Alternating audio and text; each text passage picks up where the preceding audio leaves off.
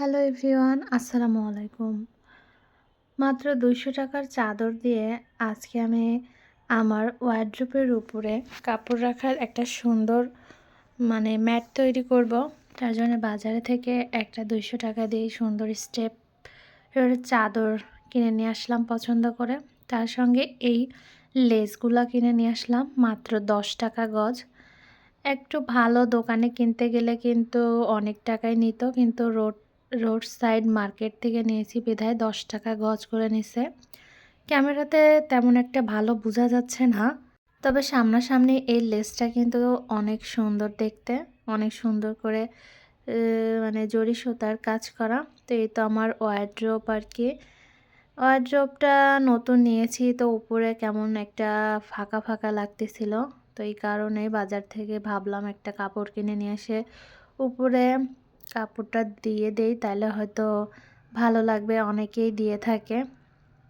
তো বাজার থেকে সুন্দর এই মাটির ফুলদানিটাও কিনে নিয়ে আসলাম। তো এটা কিন্তু রেগুলারলি প্রাইস নেবে ১০০-১৫০ টাকা, কিন্তু এই সামান্য একটু ফাটার কারণে আমি মাত্র ৪০ টাকা দিয়ে নিয়ে আসছি। তো মাঝে মধ্যে একটু পুরান জিনিসের পুরান জিনিস অল্প টাকায় কিনতে পারলে কিন্তু ভালোই লাগে। তো এই তো চাদরটা বিছিয়ে নিয়েছি। চাদরটা খাটে বিছানোর পরেও কিন্তু খুব ভালোই লাগতেছিল। তো আমি মাপ অনুযায়ী ওয়ারড্রোবের কাপড়টা কেটে নিলাম। এরপরে চলে আসলাম সুতা বাছতে, কারণ সব রঙের সুতা দিয়ে কাজ করলে তো আর সেটা সৌন্দর্য দেখাবে না। তো কাপড়ে বা লেচের সঙ্গে যে সুতাটা যায় সেটা আমি বেছে নিচ্ছিলাম আর কি। তো এই সুতাটা কিছুটা লেচের সঙ্গে মানানসই, তো আমি সুতাটাই বেছে নিলাম। তো এই তো আমার সেলাই মেশিন আসলে রাতের বেলা ভিডিও করা হয়েছে জন্য একটু অন্ধকার অন্ধকারও লাগতেছিল। তো আমি এই মেশিনের সামনেই চলে আসলাম। এবার মেশিনের সুতাটা সুন্দরভাবে গেঁথে নিলাম। তো এই তো সেলাই শুরু করে দিচ্ছি আর কি। এক হাত দিয়ে ভিডিও করতেছিলাম, এক হাত দিয়ে সেলাই, এজন্য ভিডিও করতে একটু অসুবিধা হচ্ছিল আর কি।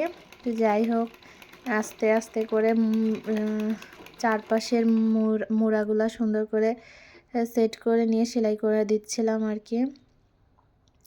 তো কাপড়টা ২০০ টাকা আন্দাজে মোটামুটি ভালোই আর কি। আমি চাচ্ছিলাম অল্প টাকার মধ্যে একটু ভালোভাবে যেন তৈরি করতে পারি। তো এই তো সেলাই করা মোটামুটি শেষ। এবার আমি লেস লাগিয়ে দিব আর কি। তো লেসগুলো ভালোভাবে মেপেই নিয়ে আসছি কিনে আর কি, ৪ গজের মতো মাত্র ৪০ টাকা দিয়ে। এরপরে লেসটাকে সুন্দরভাবে বসিয়ে দিচ্ছিলাম আর কি, সুন্দর করে।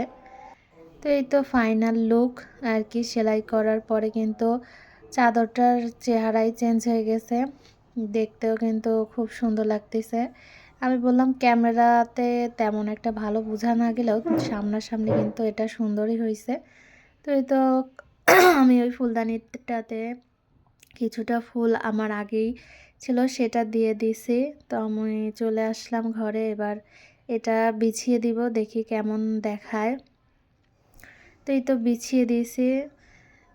মোটামুটি আমার কাছে খুব ভালোই লাগতেছিল আর কি। জায়গাটার গেটআপই চেঞ্জ হয়ে গেছে। তো এই তো ফাইনাল লুক আর কি। প্রথমে কেমন দেখাচ্ছিল, এখন কিন্তু একটু মানানসই হয়ে গেছে।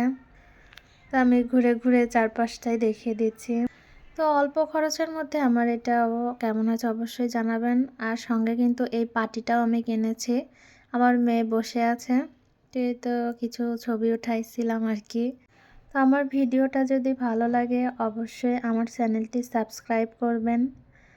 আর এই ফুলদানিটাও কিন্তু আমার কাছে খুব ভালো লাগছে। সবাই ভালো থাকবেন। আল্লাহ হাফেজ।